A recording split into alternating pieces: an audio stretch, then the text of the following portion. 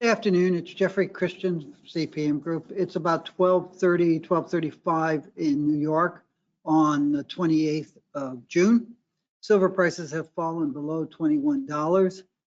Gold is sort of trading where it has been and trading water. I want to talk today about the outlook for gold and silver. I had said that I was going to give our short-term outlook last Friday, and a couple viewers were offended that I had forgotten to put that on the end. We had a lot of ground to cover last Friday, and I just, I didn't want to go that long. So I dropped that part, and I apologize. So we'll talk about that now and going forward. And then there are a couple other topics that I wanted to talk about. There's this news that the United States and other countries have banned gold imports from Russia. I'll mention about that. I'll mention about it right now because it's very easy. It's a joke.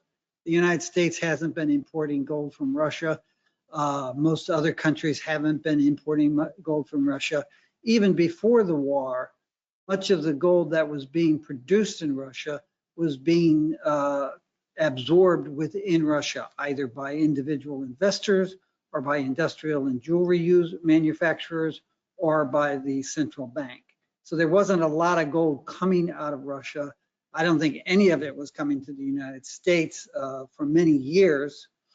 And with the war, you've seen this massive surge for demand for gold from individual investors within Russia, which has pretty much sopped up all the gold that's lying around in the country to be sold. So it's kind of like saying, I'm not going to buy any more flip-flops from Mozambique. Never have, but I'm not going to do it in the future either. It's an easy ban to implement for a government as honest and forthright as the United States. Then there are so many things that haven't happened, and it was funny because we were going over some things the other day, and saw a headline like it'll be astounding if gold is still $25 a year from now. Well, it's not. It's 21. Actually, it's below 21 today, but it's about $21 today. The Great Reset. Well, the communists and fascists coming in and seizing our money, our gold, hasn't happened. Collapse of the dollar, let alone the collapse of the U.S. economy or the collapse of the stock market, hasn't really happened. Silver hasn't gotten to $30, hasn't gotten to $700. Gold's not at $10,000. Yeah, there's so much that hasn't happened that had been predicted. It's really weird. And on WCBS this morning, they were talking about how the consensus among mainstream, i.e., real economists and bank analysts, was that you're starting to see a downturn in some of the inflationary pressures. You're seeing lower housing prices in Florida and some other places. You're seeing lower oil prices and gasoline prices in some markets, although that may be temporary. And you're seeing the plateauing of some of the foods. You still have some inflationary pressures, but as we were saying over the last 12 months, by the middle of this year, which starts at the end of this week, you probably would be seeing the percent change increases in prices plateau, if not decline. And in fact, if you look at core inflation in the United States as measured by the US CPI, it's actually been down slightly over the last 2 months. So you're starting to see the consensus move away from inflation fears. And you're also starting to see the consensus move away from the idea that we are in a recession already, or that we are imminently going to go into a recession in the second half of this year.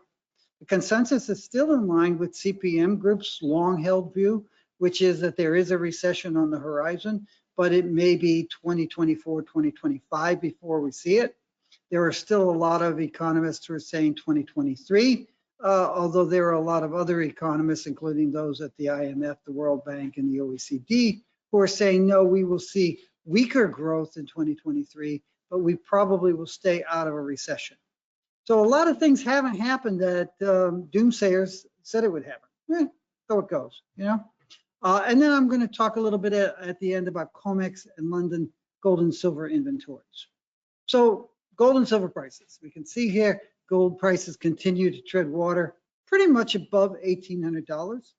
Our view is that gold prices are vulnerable to a spike below $1,800. If that happens, it's most likely going to happen in July or August, maybe into September.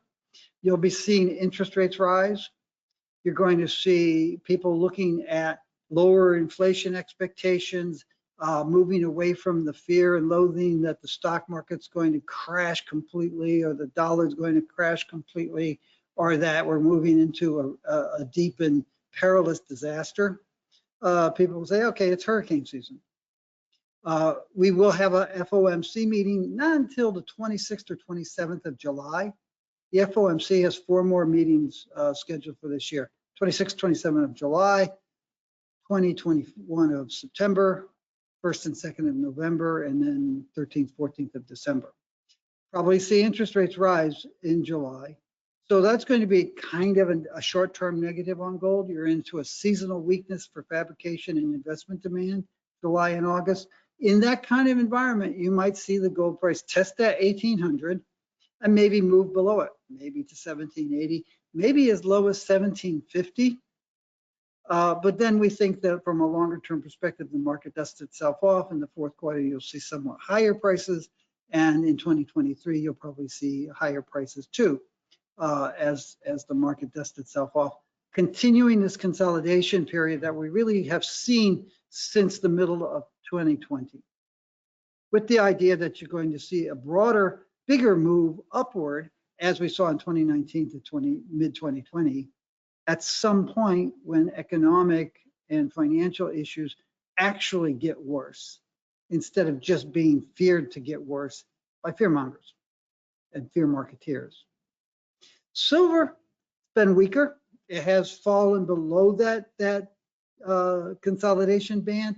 It is testing, as I said, $21 right now. It also is vulnerable to weakness over the next couple months. We do think it will probably hold above 20, but it is possible that you could see it move somewhat lower over this period of time. Beyond the third quarter, we think that silver prices will start rising. There's a lot of bullish stuff being said about silver that's just not true. Silver use is increasing in the auto industry. Silver electric vehicles do use 1.5 to 2 times as much silver as conventional petroleum fueled vehicles.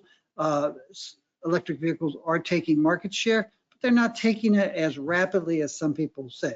So you're not looking at a 50% market share of electric vehicles within the next couple of years. So you're not looking at a 50 to 100% increase in silver use in the auto industry over that period of time. It's a much longer build that is vulnerable to all sorts of technological innovations between now and then. So we do think that silver prices will sort of mirror gold and will dust themselves off in the fourth quarter and start moving a little bit higher. Turning now to inventories, as I've already talked about Russian gold import bans and other things that haven't happened. People who understand how futures markets work know that you really need to focus on total inventories and not just registered inventories. But there are people who tout silver and talk about how silver inventories have been falling for a couple of years now. The chart on the right, on the left, is registered Comex silver inventories. These are stocks that are actually registered. And yes, you can see they got up to about 150 million ounces in 2020, and they have been declining ever since that steadily, and they're down to about 70 million ounces.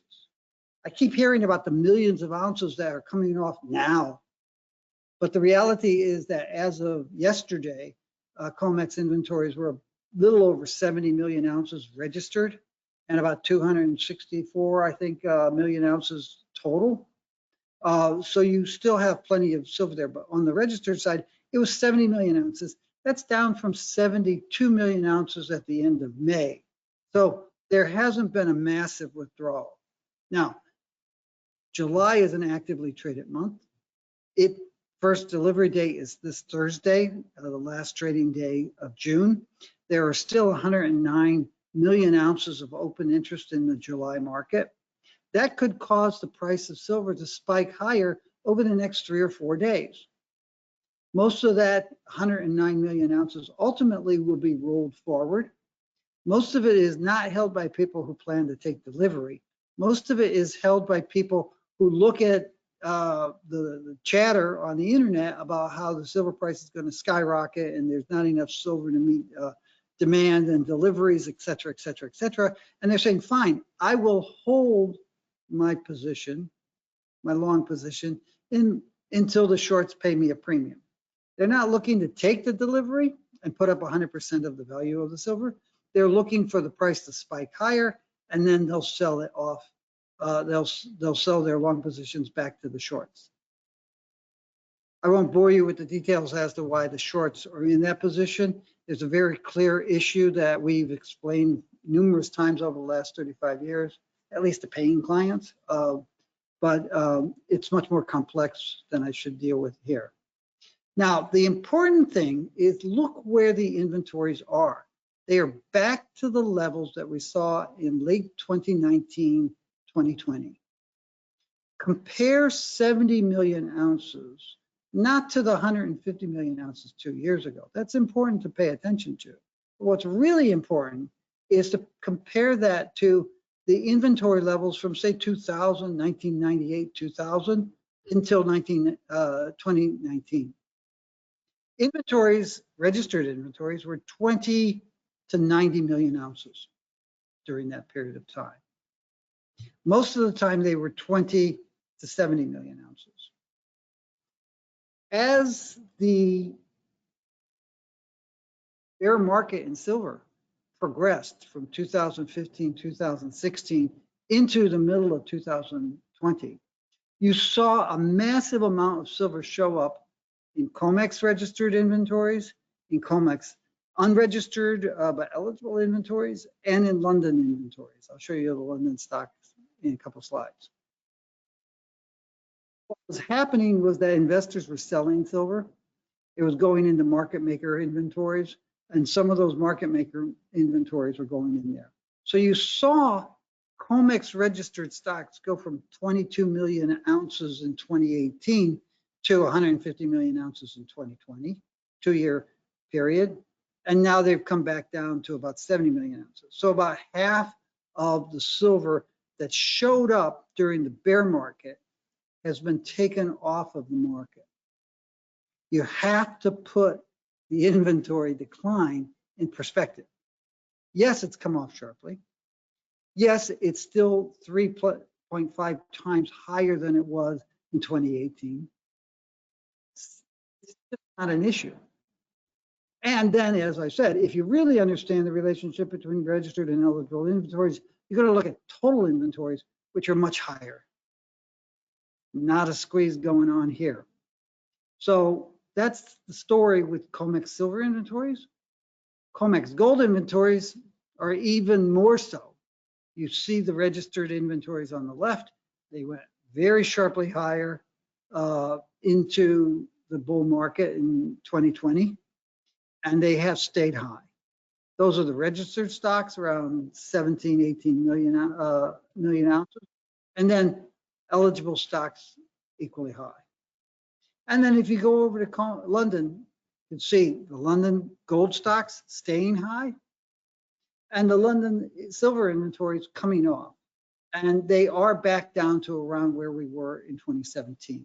So London has seen a bigger withdrawal of silver inventories from its depositories than has Comex in terms of percentages and in terms of volumes too, I believe. Those are the situation in inventories. It's not a critical thing. We're not running out of stuff.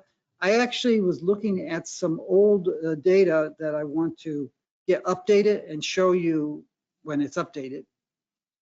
I might get impatient and show you the old data. It's from 2011. And I was looking at a report that we did in 2012. And it was very funny because I was like popping different myths. And one of the myths that I addressed was London is not running out of gold. back in 2012, 2014, London inventories were not reported. So it was anybody's guess, and there were educated guesses and there were uneducated guesses. And the uneducated guesses were saying, oh, we're about to run out of gold in London. And the educated guesses said, no, just relax. And of course, gold was moribund price-wise for 5 years.